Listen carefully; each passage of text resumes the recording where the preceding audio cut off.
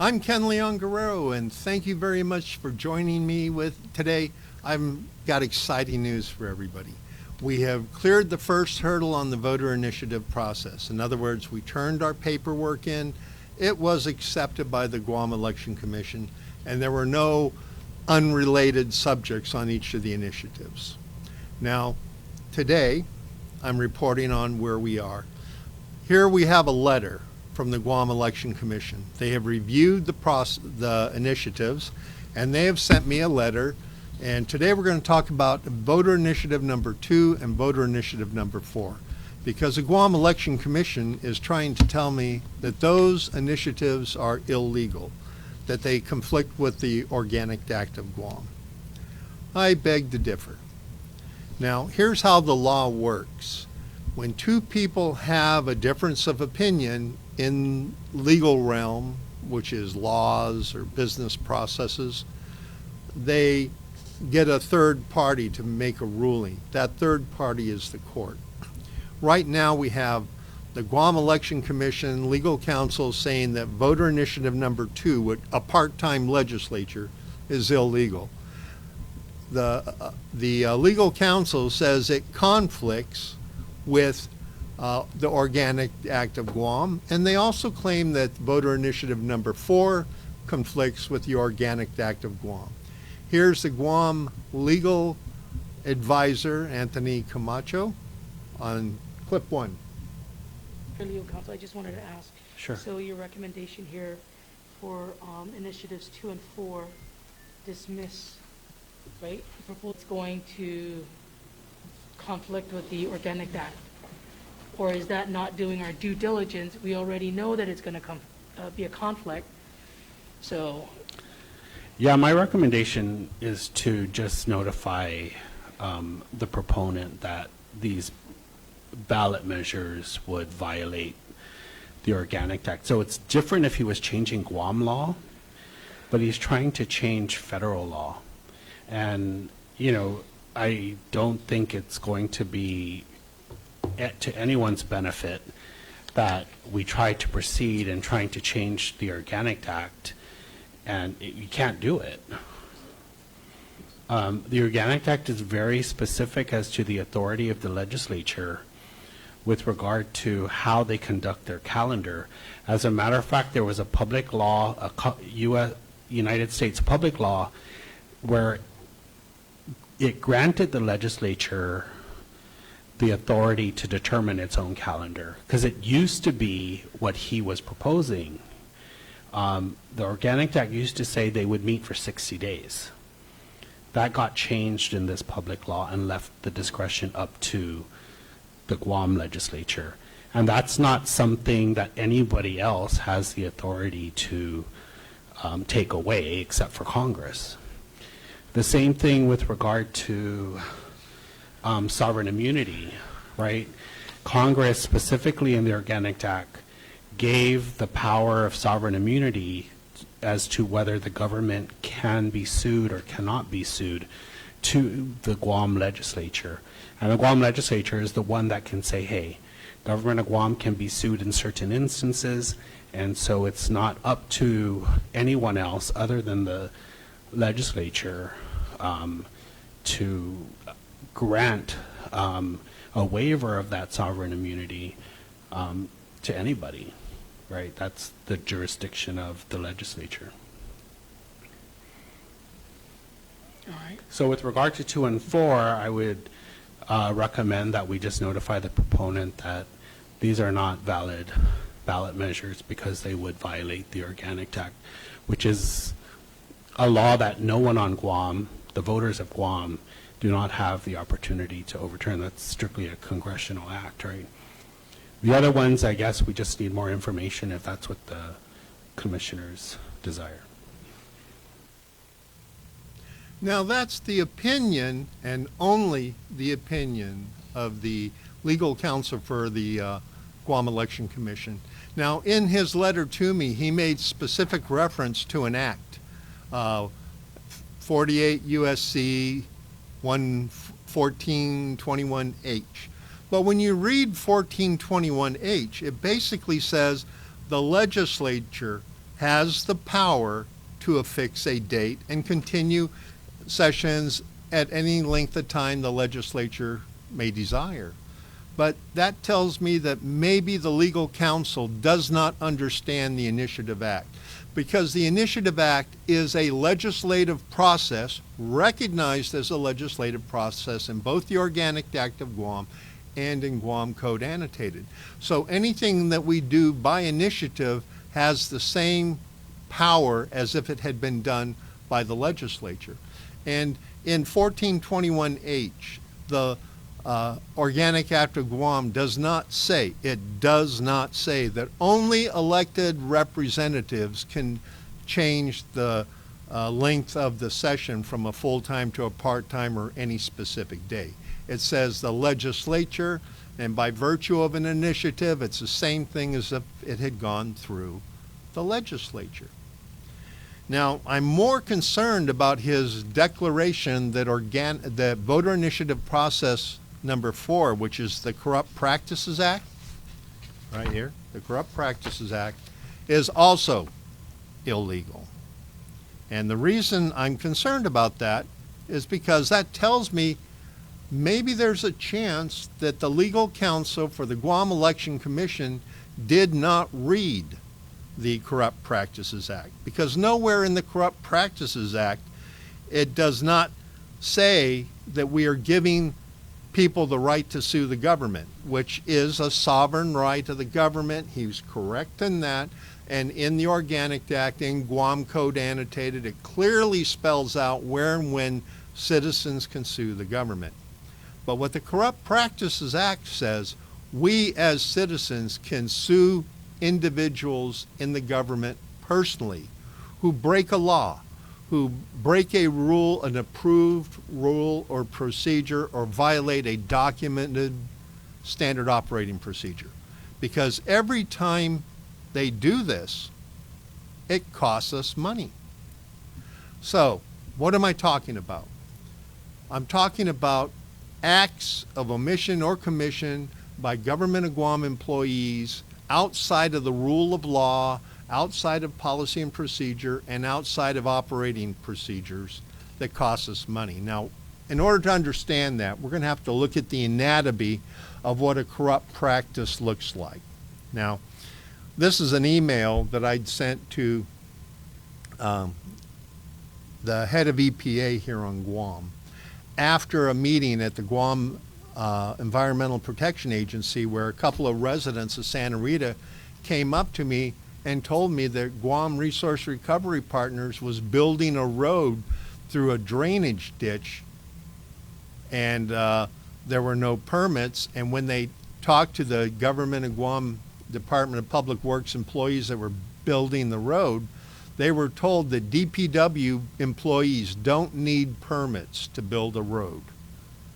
I don't recall seeing that in the law anywhere that says that government of Guam is exempt from the laws that forces us to go in.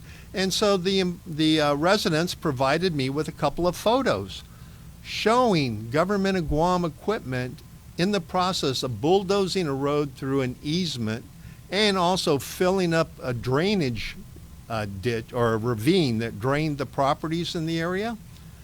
And as soon as I pulled up and got out my camera, everybody on this equipment ran and got into a government of Guam pickup truck, and the truck drove off, and it was gone for about 3 hours. And after 3 hours, the truck finally came back. I confronted the person who was driving the truck, and he told me, oh, they had to go to a meeting at DPW. That's why they jumped in the truck, drove off, and left, maybe a $300,000, $400,000 worth of government of Guam equipment unaccompanied, unprotected. Even the keys were in in the backhoe or the excavator. One of them still had the key in it. But the problem is, and they did come back, and when they came back, I took a picture of the truck and I talked to the person, and he told me that they were building a service road for Guam Power Authority so that Guam Power Authority could access a utility line in the area. And I asked him, well, why couldn't Guam Power Authority drive down the driveway? Because the driveway was adjacent to the utility line. And he told me that Guam Power Authority cannot drive down public roadway, privately owned roads unless it's an emergency. So they needed to build a service road parallel to the driveway of the property owner so that they could service the lines, which sounded like a crock to me. So I called up GPA. They had no idea what I was talking about because GPA did not request DPW to build a service road. They had no idea what I was talking about, and they told me that if they needed access, because they looked at it on their maps or something, they told me that that line only served one house, and that house was at the end of the road, and according to their records, the power line was parallel to the driveway. Was that correct? And I said, yes, it is. They said, we wouldn't build a service road to service one house. So then when I contacted DPW again, they referred me to the Highways Division because this was apparently a highways crew. And the head of the Highways Division had no idea what I was talking about. So I had then Director of DPW, Andy Leon-Guerrero. This story is going to have a lot of Leon-Guerreros into it. I'm letting you know that up front, and we're not related.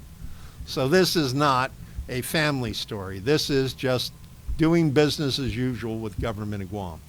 So Andy Leon-Guerrero comes out, and by this time the crew had left, and they left the equipment again. So Andy Leon-Guerrero, we're estimating, because the property owners are there with us, and they're telling me that they think it was somewhere between 50 or 60 dump trucks of fill. And I'd found out from the team lead that the fill was government of Guam fill, that it came from Dedido. So now we're talking 50, 60 dump truckloads, big dump truckloads of private, government-owned fill being dumped onto private property to build a road. And just at the point that Andy Leon-Guerrero and I were talking with the property owner, a survey crew came up. And we asked them were they part of this? They said, yes, and I quote, we're building a road to the landfill. At that point in time, Andy Leon-Guerrero said, we're going to put a stop to this. And he brought his deputy director out, who was then former senator, now current senator, Joanne Brown. So there was me, Joanne Brown, the property owners on the side of this property. Now, in addition to Andy Leon-Guerrero and Joanne Brown, I had the Army Corps of Engineers come out, and they were horrified. And they were showing me pictures of this area from the 1970s after Typhoon Pamela, where this whole area had flooded when debris had filled this channel that was now filled with DPW fill. Now just imagine the liability for taxpayers if Andy hadn't knocked down this dam across a ravine and we had another storm that had so much rain that all the homes in the adjacent area were flooded like they were during Typhoon Pamela. Anyway, Andy Leon-Guerrero had the dam removed and had the hillside stabilized because in the process of building this dam, the erosion was cutting into the driveway of the woman who lived at the end of the road. Now, the reason I bring this up is this has been documented, but what was not documented is nobody knew who did it. It's just like a group of government of Guam employees spontaneously said, hey, I got a great idea. Let's go to Dedido and build a dam and a drainage ravine. What did that cost the taxpayers of Guam by the time then Director Andy Leon-Guerrero had it removed? Well, let's take a look. Oops. Hold on one second. Too sensitive mouse. Here we go. All right, here we are. 60 loads of fill. We estimate at that time, based on how much it cost me to get fill for my patio, that it was $300 a load, 60 loads, $18,000. We estimate that over the 10-day, 12-day period, there were 500 gallons of diesel consumed, $1,700. Equipment depreciation, $1,000. 1 supervisor and 2 heavy equipment operators, including benefits for 500 hours, $75,000. And DPW management, we had them all it was 2 days, so we estimate about $1,500. $97,200 this little Corrupt Practice Act costs taxpayers. Was anybody punished? No. Does anybody have any incentive to do something different? I don't know. Let's take a look. Just recently, we had another incident. I don't know if you guys remember this, a couple years ago when DPW once again went rogue and bulldozed a 1.5 mile road on Barragata Heights. Half the property on one side of the road is private property, on the other side was CLTC property. But then still, Director Glenn Leon-Guerrero bulldozed a road with no permits, no studies, no EPA studies, no EPA mitigation, and the people down below first contacted Senator Frank Uggan because the mud from this was coming into their property, and they wanted to know how to stop it and who was doing it. And that's how Senator Frank Uggan got involved, and then later on I got involved when people called me up on the lots, but that's another story. But what did that cost us? That cost taxpayers $1.5 million. Now, this is an estimate based on something that Glenn Leon-Guerrero stated in testimony at the legislature, where he declared that it cost DPW $1 million a mile to build a road. And so a 1.5 mile road would be $1.5 million. So is that where this story ends? I wish I could say so. But unfortunately, I can't, because the auditor in 2017 did an audit of DPW, and in that audit, we discovered that we were close to $5.5–6 million of corrupt practices. Now, when I say corrupt practices, we're talking about $3.1 million of equipment that is missing. They couldn't find it. They found 8 pieces of equipment parked at employees' houses. Now, what do you bet? We've all heard stories over the years about people who are doing side jobs with government of Guam equipment.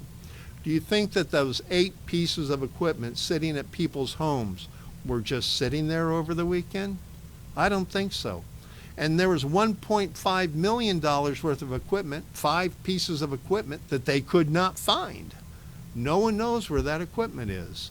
Then we have $495,000 of parts that are ordered that don't match up. In other words, parts are being ordered and supposedly are put on this equipment, but when mechanics went out to this equipment to verify that the parts were there, they aren't there.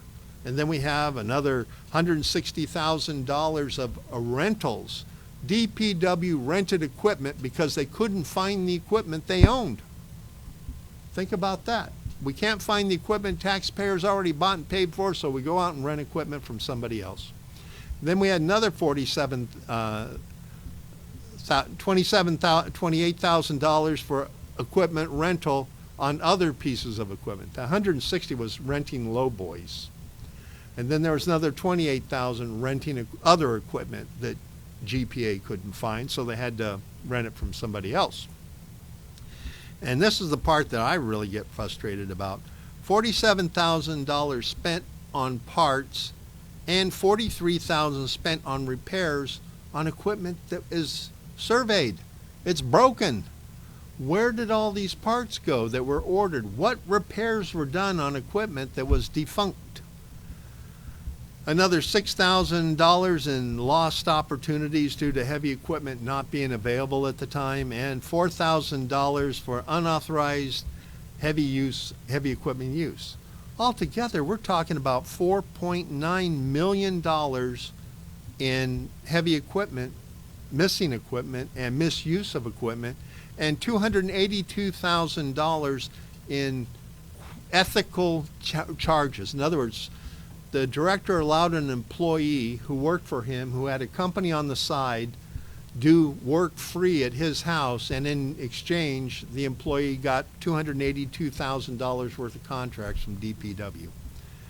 That's millions of dollars, over $5 million that came out of taxpayers' pocket. But who was punished for it? Nobody. So there's no incentive for anybody to change. And it's not just DPW. We find these types of fraud and abuse in many areas of the government.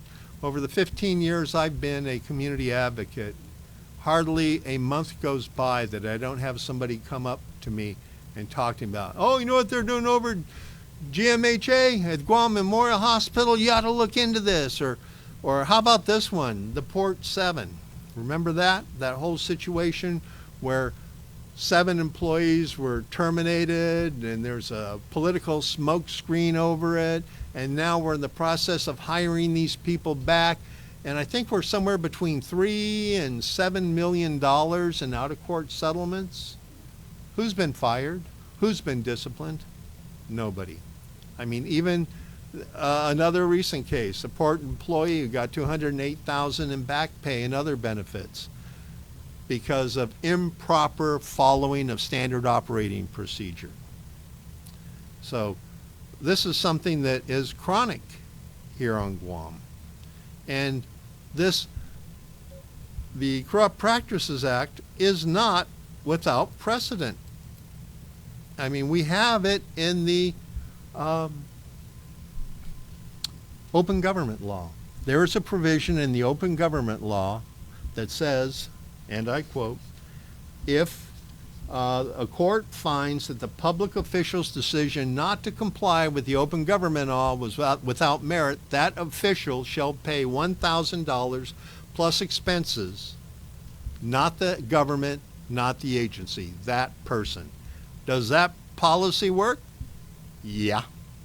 I'm one of the people that has filed a Freedom of Information Act against a government agency, only to have that agency fail to meet their obligations, and that individual, in this case Joey Duenas, chairman of the CCU, was required by the Superior Court of Guam to pay $1,000 plus court costs plus attorney's fees for violating the open government law.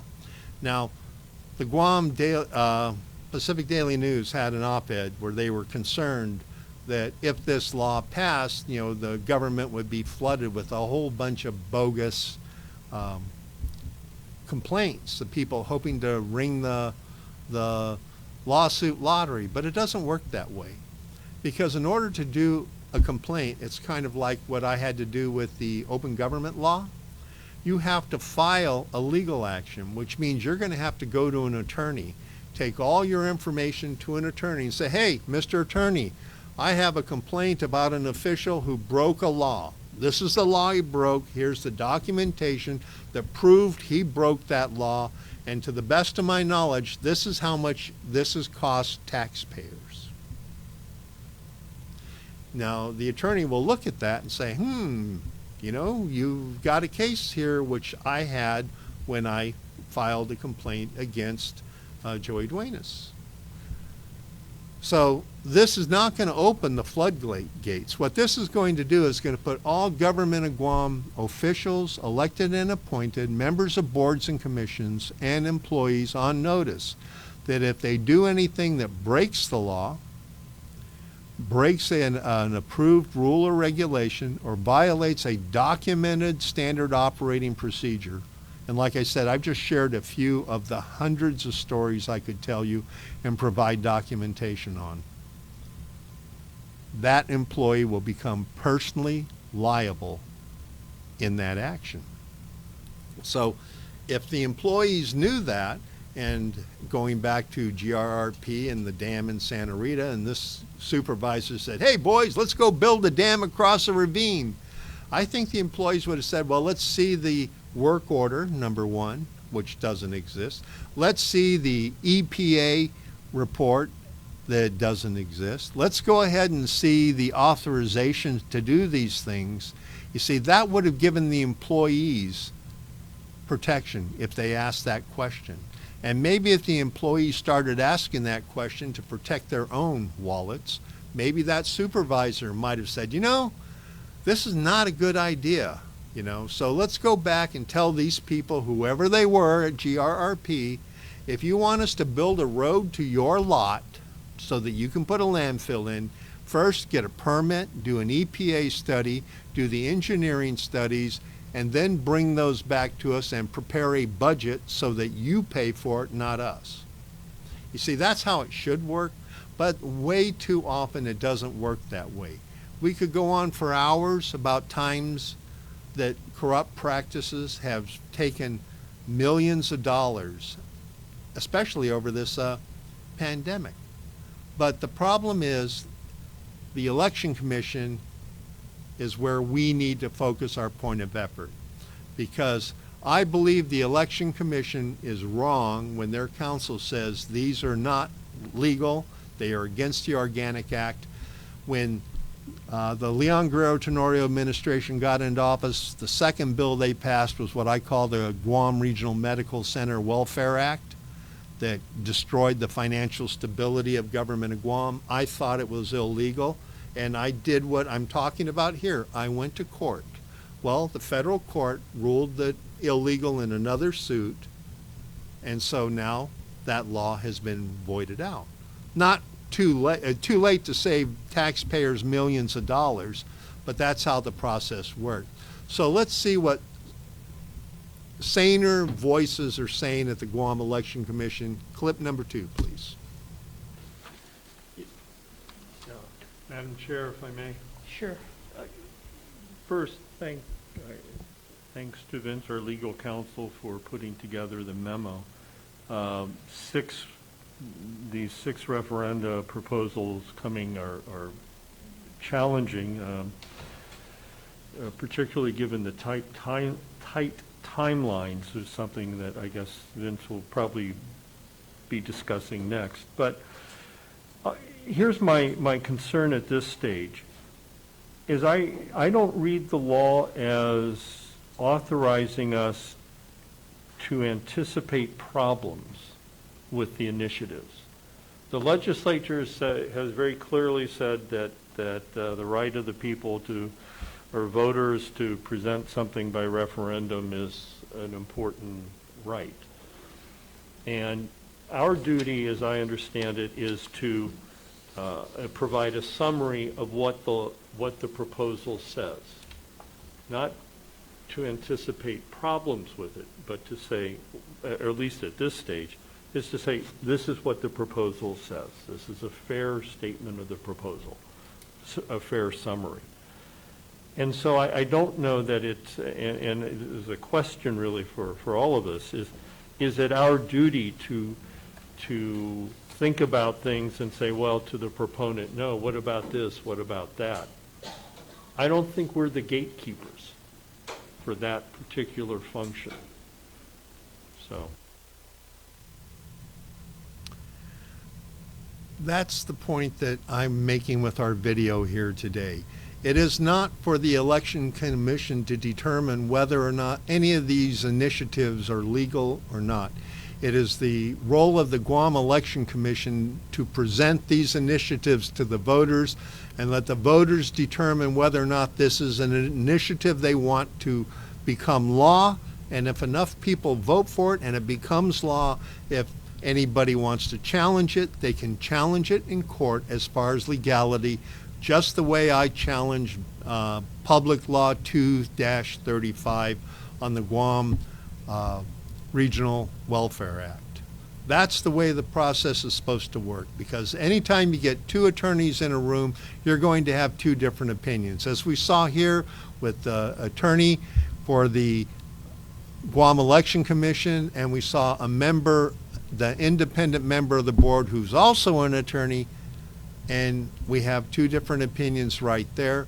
I think that the Guam Election Commission needs to follow the law, respect the initiative, let the voters decide if they want it to be a law, and then vote for it.